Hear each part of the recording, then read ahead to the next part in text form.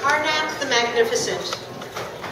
Back when marriage was for keeps, my mother-in-law watched Johnny every night.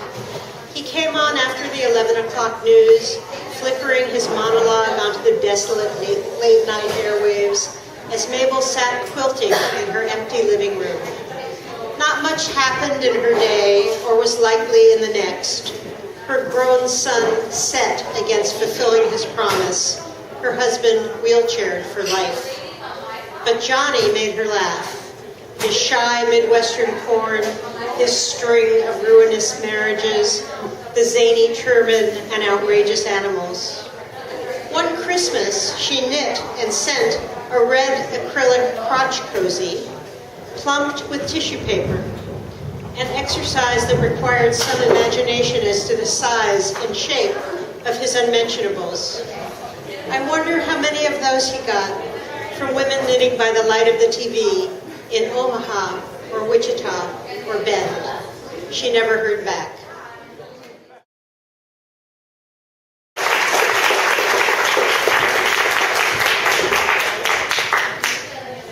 Autumnal. Firm. I cannot even have sheer on me. Anything at all is paisley, a platen of iris laid down on Ness. I lie therefrom in the ailment, as if fluttering rapidly without mouthing, and slyly I cool off. Hourglass, warning, cool, colicky, icy, till the skimming all over my boating is icing, except at those points our boatings touch like blooms of fireweed. Around the door, loose in its fragrance, and around the transmitter, the lightwood from the hall burns in straight linchpins and casts up narrow beadwork on the cedar wood, a fig leaf throwing up its armaments by Jove. In the mirage, the angers of the room are callous. It is the hour when you can see that the anger itself is blind, and the daring glooms of the channel, suspended in the mirage, are motherly. I can feel my ovals deep in my body. I gaze at the silvery birthstones. Maybe I am looking at my ovals. It is clear everything I look at is ready and good. We have come to the end of questions. You run your palette, warm, large, dry, back along my fabric, over and over, over and over, like Godiva, putting the finishing touches on before sending me down to be bound.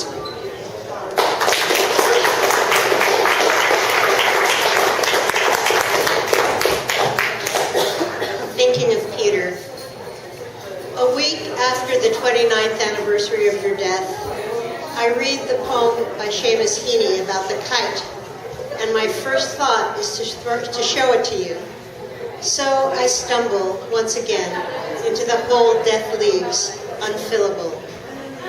This dim morning of a day that promises to be beautiful without you, except for this faint ache, because you loved kites, their unpredictable dialogue with the wind transmitting itself to your hand, that hand gone, and gone again each time I reach for it.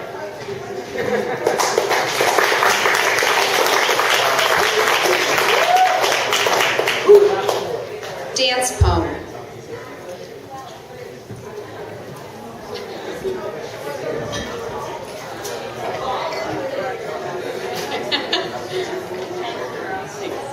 Dance poem. There are some people who cannot see the pictures in Magic Eye 3D posters. Apparently, there is a lot of concern about this on a blog. Apparently, this is quite controversial. Is there something wrong with these people? Are they cursed? Are there really no hidden pictures? Is this all a hoax? What gives? But I get it. Not the way that the eyes work together, or with the brain. I mean, I get it, because I used to drink such that my brain stopped sending signals back to itself, focused only on the extremities, one-way signals on autopilot. This is what I think of while watching a contemporary dance performance. Slow walking, they are definitely doing something, but I don't know what, regardless of how long I stare. I wish I were a poet who could write a dance poem, a good poem about this dance. All I can do is think, those dancers, man, they have to be so connected to their bodies.